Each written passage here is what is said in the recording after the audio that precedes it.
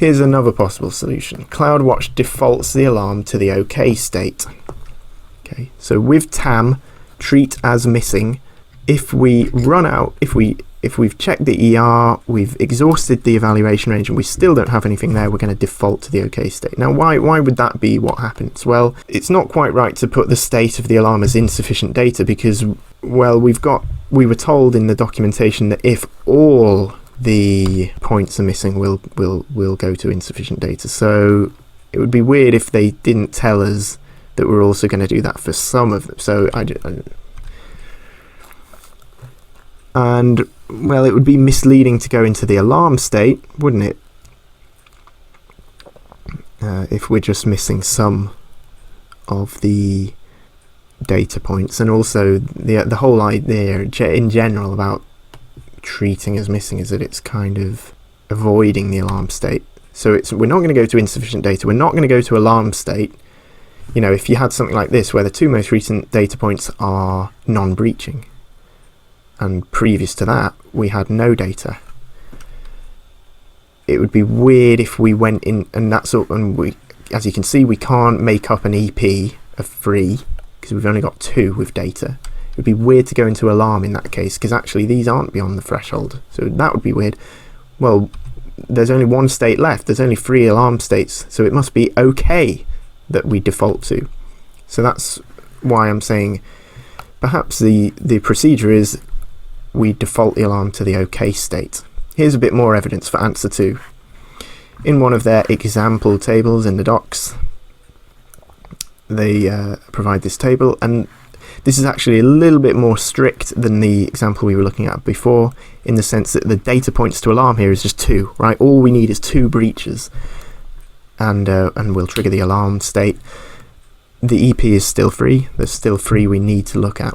In both these cases, we don't make up the evaluation period. We haven't got 3 with data, and yet we go to OK.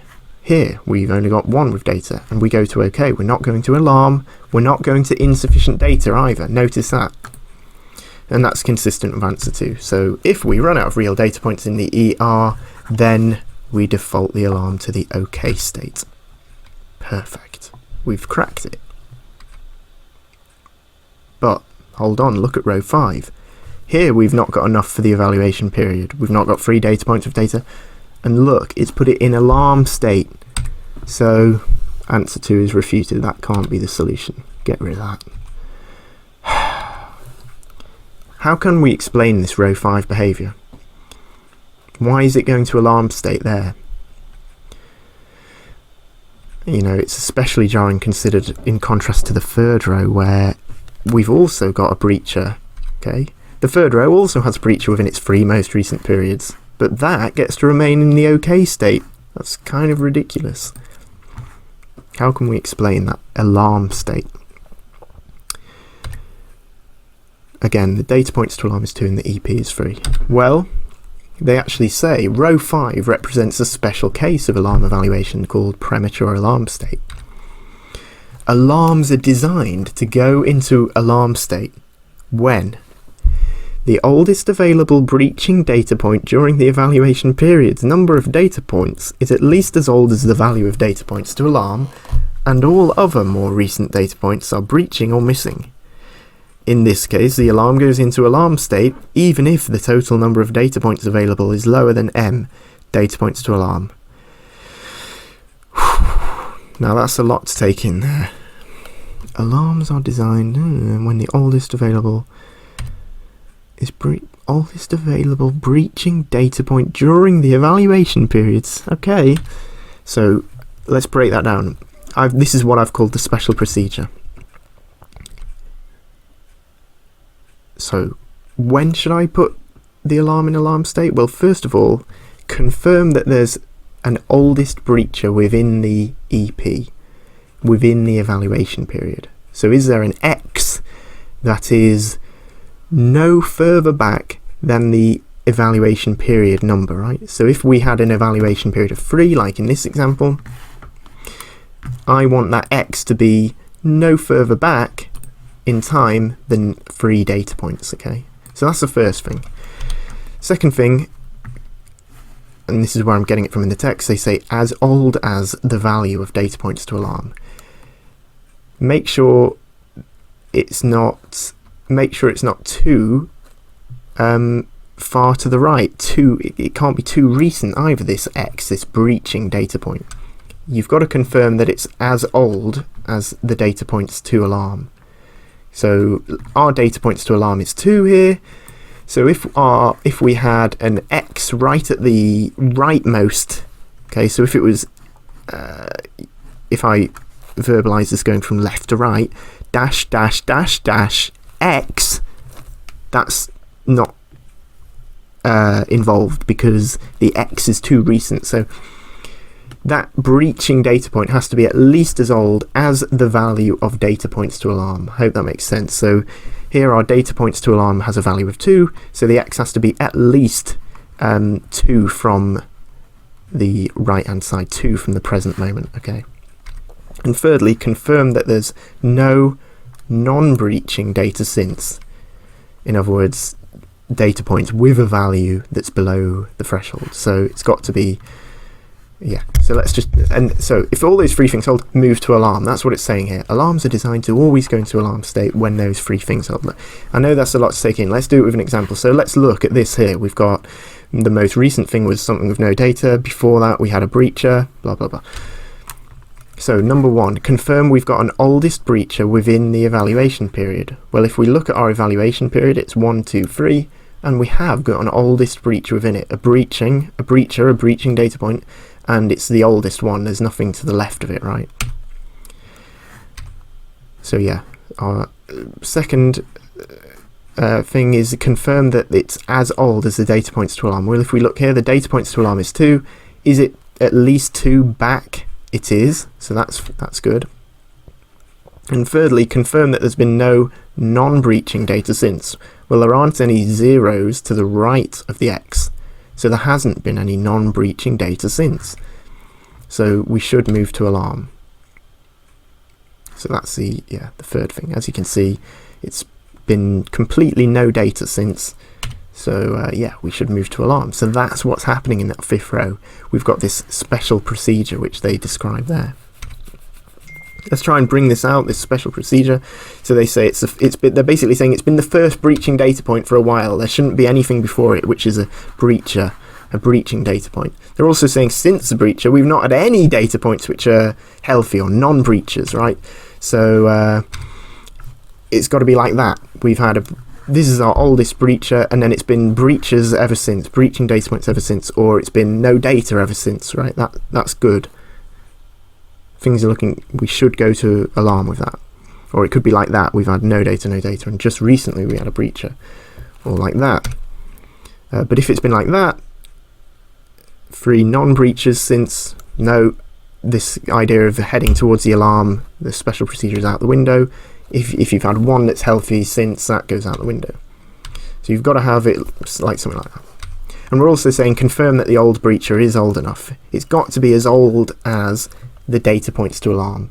If it's too near the right, then it won't work. Let's say, remember this is called the M number, the data points to alarm. And let's say we're considering whether this data point here can be our old breacher. So if our data points to alarm is 5, we're saying we need 5 data points to be breaching to set the alarm off. And so if we're saying the breacher needs to be as old as the data points to alarm, well, clearly, if this is the candidate here, it's not as old as the data points to alarm because it's not at least 5 back from the right. Okay, so it's kind of too recent. But if we set the data points to alarm to be 4, well, now it's a worthy candidate, okay, because this breaching data point is within 4. Now, our n number, which are our evaluation period, remember it's m of n,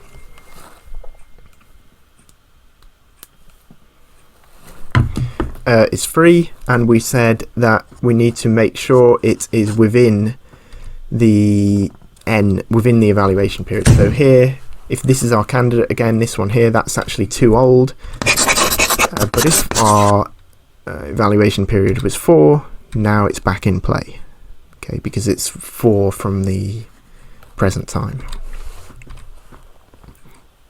And they say this alarm logic applies to m out of n alarms as well, as we've just seen. If the oldest breaching data point during the evaluation range is at least as old as the value of data points to alarm, and all of the more recent data points, the ones on the right, are either breaching or missing, the alarm goes into alarm state no matter what the value of m. I mean, that's quite radical, really. No matter what the value of m. So let's say we need 3 data points to be breaching to go to alarm, and they're saying no matter the value of m. So if you had something like that, no data, breacher, no data, we clearly haven't had 3 breaches, but that would go to alarm because the procedure works. The special procedure's in play there. Wow, so that's the special procedure for going to alarm state. We said that the 5th row refutes answer 2. Answer 2 was that if we run out of real data points, we default the alarm to OK. But now we can see that the 5th row doesn't necessarily refute answer 2. When we take into account the special procedure, row 5 does not refute answer 2. This was row 5. We've got an old breacher. The data points to alarm here was 2, and the evaluation period was 3. So it's at least as old as the data points to alarm. It's not in, the first position back, the most recent position. It's within the 3 data points, which is the evaluation period. So it looks like what's in play here is the special procedure. So the special procedure will have kind of acted as a defeater to prevent the alarm being in OK state. So answer 2 actually looks like it stands after all. It would be we default the alarm to the OK state unless the special procedure applies. We can now give a full account of the TAM option, the treat as missing option. Because remember, all we got was this if-then statement. If all the data points are missing in the ER, the alarm transitions to insufficient data, and that just left us wondering, well, what if only some of them are missing? So here's a tree, right? The first question is this. Let's say you've chosen the treat as missing data option. So the first question is, using the ER, can you scramble an EP? Can you summon up an evaluation period? Have you got the resources to get, say 3 data points? So you might be able to. If you can, just use that to determine the alarm state. You've got everything you need, okay? But maybe you can't. We know sometimes you can't.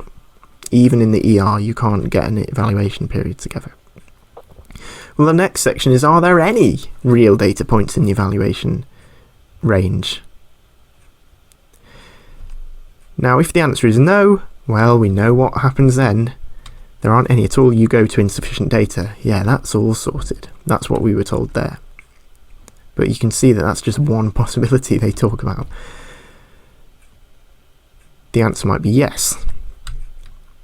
I'd then want to know, does the special procedure apply? If the answer is yes, maybe you have a breacher in the second to most recent position or a breaching data point in the most recent position, you go to alarm because that's what the special procedure is about. If the answer is no, go to OK. So that's our thesis, that we basically default to OK unless you have the defeater, which is the special procedure, or the defeater, which is going to insufficient data because they're all missing. Okay. So things that support this thesis. There's this paragraph, right, in the docs that I think supports this. And a bit of background here, the data points to alarm is free. So they say, and this is actually a paragraph we've already looked at, but I'm including the sentence. But they say, however, if the last few data points are no data, breaching, no data, remember, so the last 2 most recent were no data, then the alarm goes into alarm state, even if missing data points are treated as missing. This is because alarms are designed to always go into alarm state and that's the special procedure. What's interesting here is, I think, when they say the alarm goes into alarm state even if missing data points are treated as missing TAM. Even if. So that's like they're saying despite treating as missing. So the implication, the suggestion is that normally if we had something like that and we had this treat as missing course of action and the data points to alarm was free, we'd go to OK. So that's why they're saying we go to alarm state despite TAM being in place. So it must be that normally it goes to OK. Okay, why would it be the case that that implies that we go to OK? Well, the best explanation is that TAM, treat as missing, defaults the alarm to OK. So that supports my position that really the main route is going to OK. And of course, we've got the three possible alarm states covered there: alarm, OK, and insufficient data. So going back to this table I introduced at the beginning. In that textbook that we looked at, they had it that Piper and Clinton had it that only TAM used an evaluation range. They suggested that they never actually used the expression evaluation range, probably because the docs never used it then. I don't think I would now get rid of these descriptions of treat as missing. It's not necessarily the case that it has this first row is this weird kind of academic bit that's like there is no data point, there is a data point but it has no data. That's just of no consequence. Really, these two things, saying there's no data point and there's not even a data point, and scrambling, that's a description of how the evaluation range works, I think. So I think maybe the old documentation had it that this treat as missing thing was the only one that had an evaluation range, a few years ago maybe. The reason I did this weird first row, making this strange academic distinction, there's no data point, there is a data point, is that in the textbook they described TAM as like treats the period missing data as if it never happened. And that's as if there's no data point, isn't it? They said they remove the period with no data from consideration. So it's quite strong. But actually all four approaches use the ER. If you choose the ignore option, that uses an evaluation range. If you choose the option to the course of action to treat missing data as breaching, well, it still looks at the evaluation range first. If you choose the course of option to treat missing data as non-breaching, it still looks at the evaluation range first. So I would guess that it used to be the case that the evaluation range was unique to treat as missing. Okay. But now AWS have made it so that the evaluation range is used for all four ways of doing things. So I wouldn't think about it in terms of that. If we're trying to address what's the difference between ignore and treat as missing, I wouldn't think about it in terms of the first row. I wouldn't even think about it in terms of the third row, simply because they all scramble in the relevant sense, as in retrieve what they need to from the evaluation range, from the ER. However, there is something in this second row, the idea that with the ignore option, you're deferring to a previous alarm state, whereas you're striving to arrive at a novel alarm state with TAM. But in this specific way I've said, so it'll be okay unless it's all the data points in the ER are no data, in which case it'll be the alarm state will be insufficient data, and if the special procedure applies, then you're going to go to alarm. But with the key point is this: there is no deferring to a previous alarm state if you're going to treat as missing.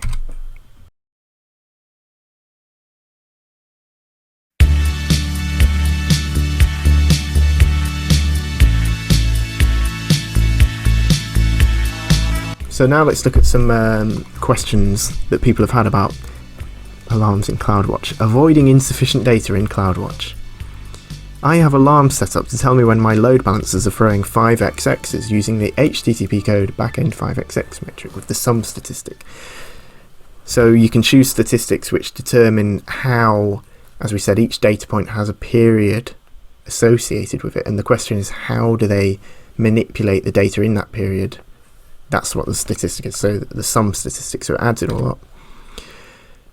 The issue is that sum registers 0 as no data points. So when no 5xx's are thrown, the alarm goes into the insufficient data state.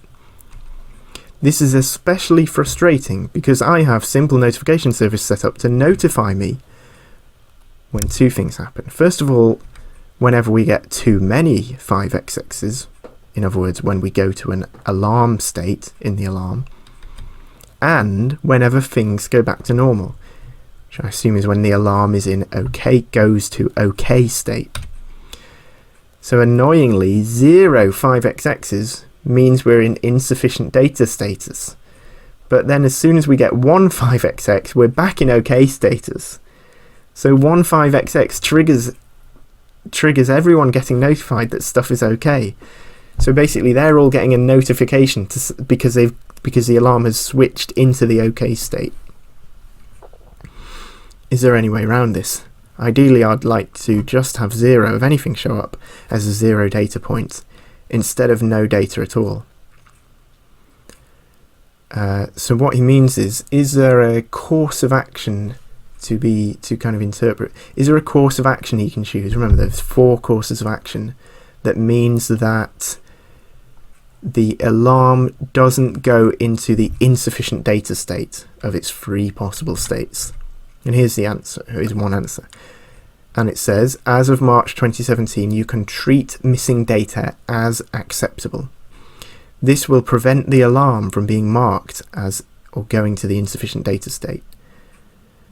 Now, when he says you can treat missing data as acceptable, I think he means you can make it so that the alarm goes into the OK state. So that's in line with our hypothesis that when you put it in that, it defaults to the alarm to the OK state. And he provides that image where he's ticked the TAM option, treat as missing. You can also set this in CloudFormation, the automation, so it's using the treat missing data property. So you'd put treat missing data, not breaching. So he's gone for the other option there, which is not breaching.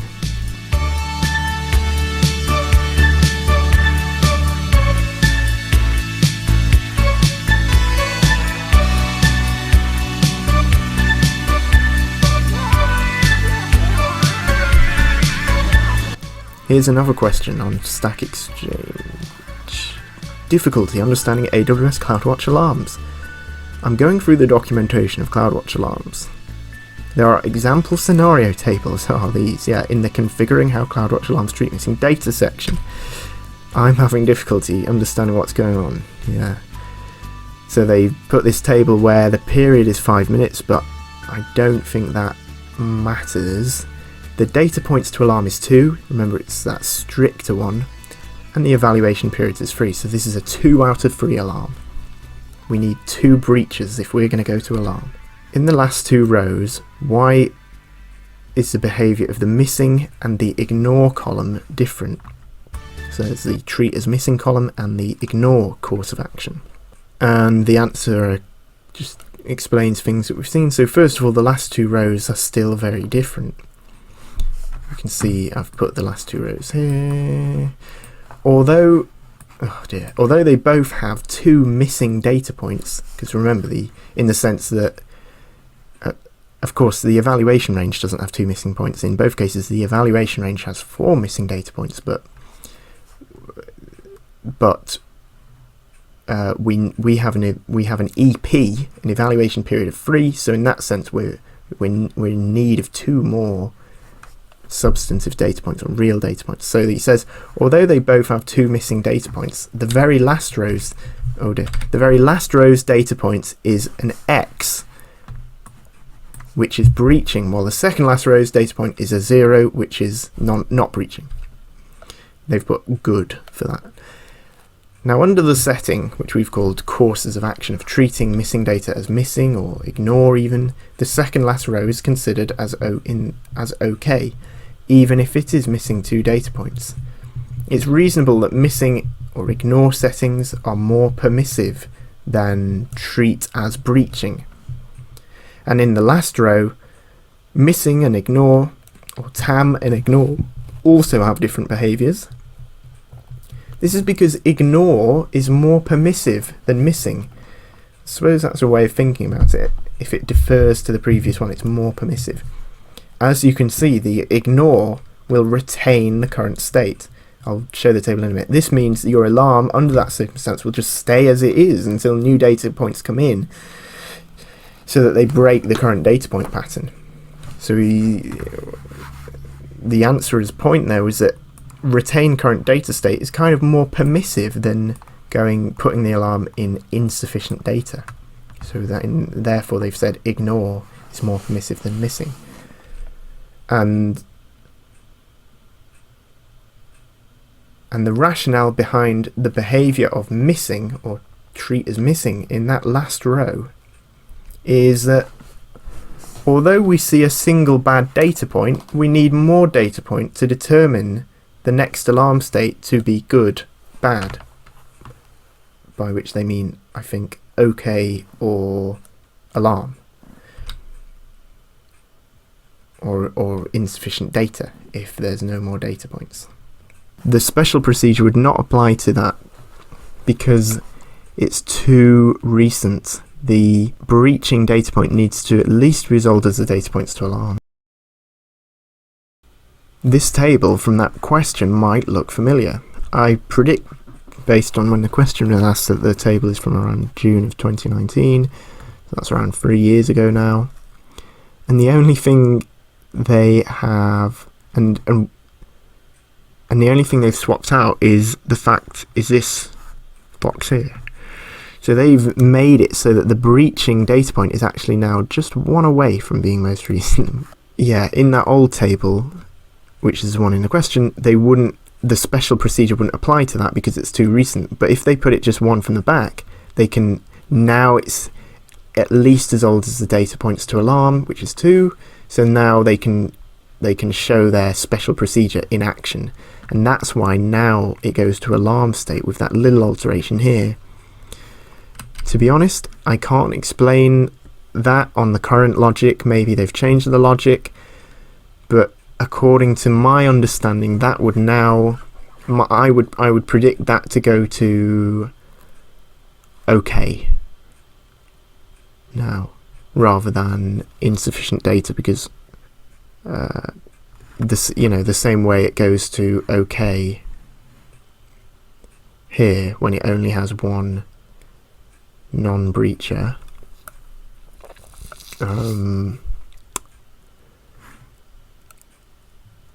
Yeah, it can't be that it's being very, if there's a breacher at all, it's going to go to alarm. It's not going to alarm, is it? Of course, we know that rule, which is if they're all with no data, we'll go to insufficient data, but that doesn't apply. So I wonder if they'd still have it give that determination.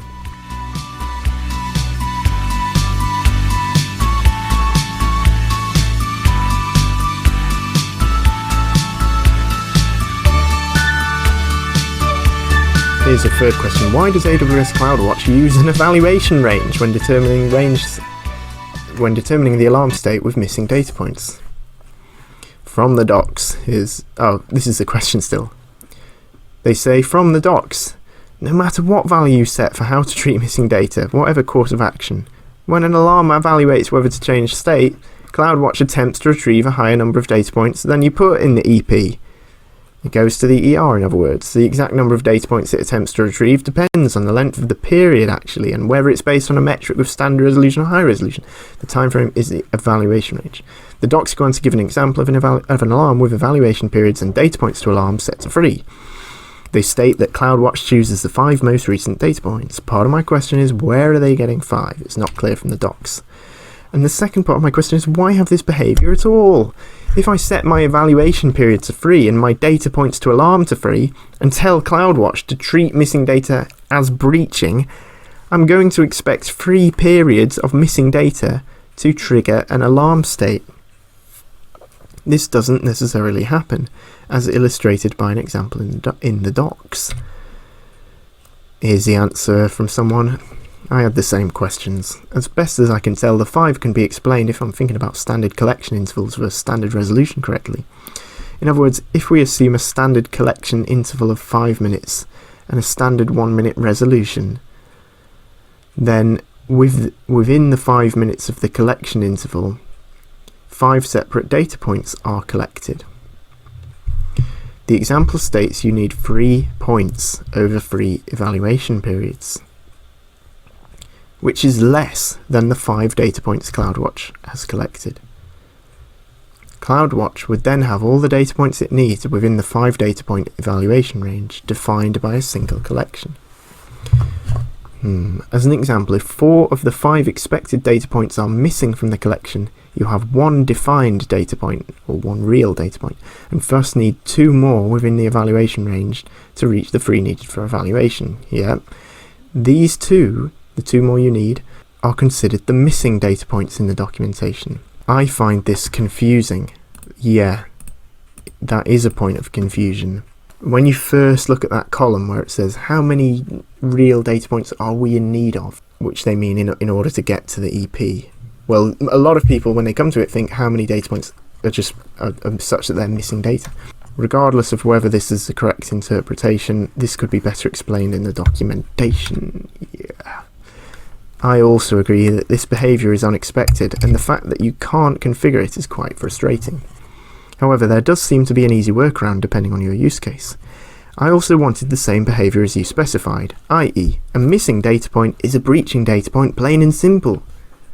And they're just quoting the question here. If I set my evaluation period to free and my data points to alarm to free and tell CloudWatch to treat missing data as breaching using that course of action, one of the 4 courses of action, I'm going to expect 3 periods of missing data to trigger an alarm state, because the idea is the 3 periods of data would just straightforward be translated into 3 breaches.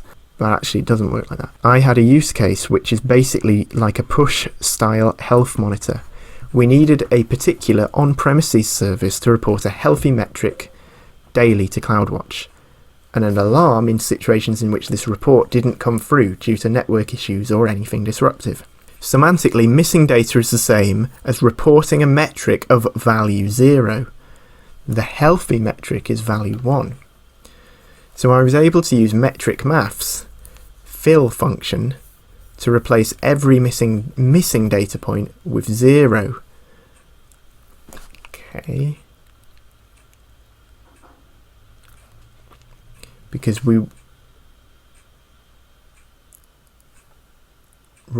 so he wants missing data, which is bad, to map to a 0. Remember, the healthy metric is 1.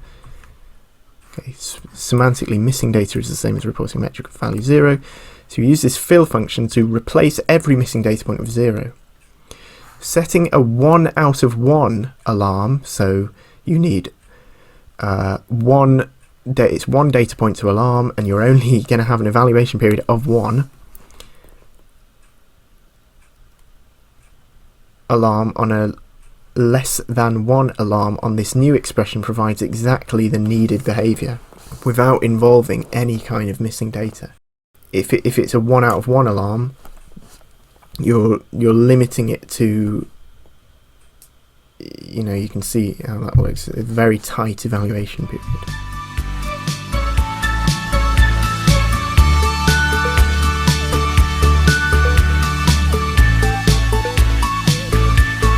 Here's another question. How period in CloudWatch alarms really works? I'm building a CloudWatch alarm to send an email when a Lambda function is not called in a period of 5 minutes. CloudWatch, this is their code, CloudWatch alarm : type AWS CloudWatch alarm. And then they list these properties, alarm actions, they want this simple notification service topic to be triggered, alarm description, dimensions, Name, function name, value, my-lambda. The comparison operator, it's the less than threshold, you know that. Evaluation periods, 1 or EP1. The metric name is invocations. The namespace, AWS Lambda. Okay, and the period they've put as 300 seconds. Every data point has a period. Statistic is sum. Threshold is 1. And you can see there's this is where you specify one of your 4 courses of action. Treat missing data, breaching. And their data points to alarm is quite strict. It's just 1. Just 1 is needed, and then we'll go to alarm state. So that's going to be very sensitive, isn't it? Not only is the data points to alarm 1, but they're treating any missing data as breaching, as if it's breaching. Okay. And the idea is clearly going to be that when the function is not calling, presumably they want the alarm to be in alarm state.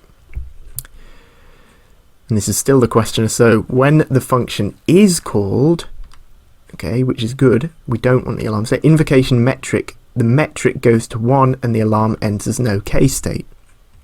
But when 5 minutes has passed without calling the function, the alarm doesn't come back to alarm state, right? But it should. Okay.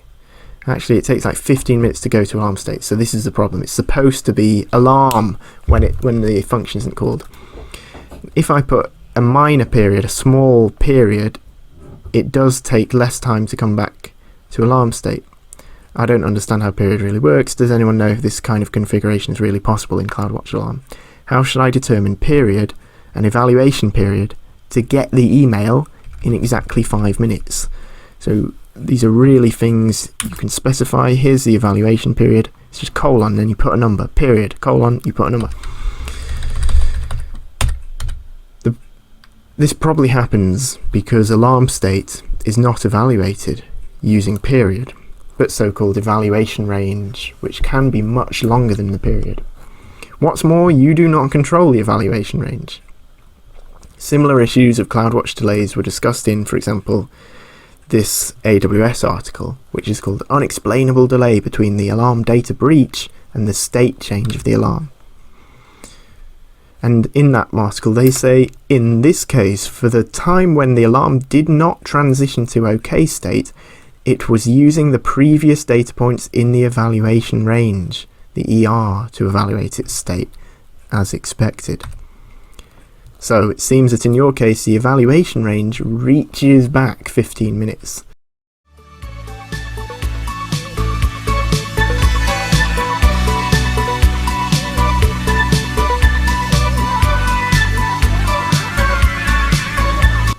Here's a 5th question.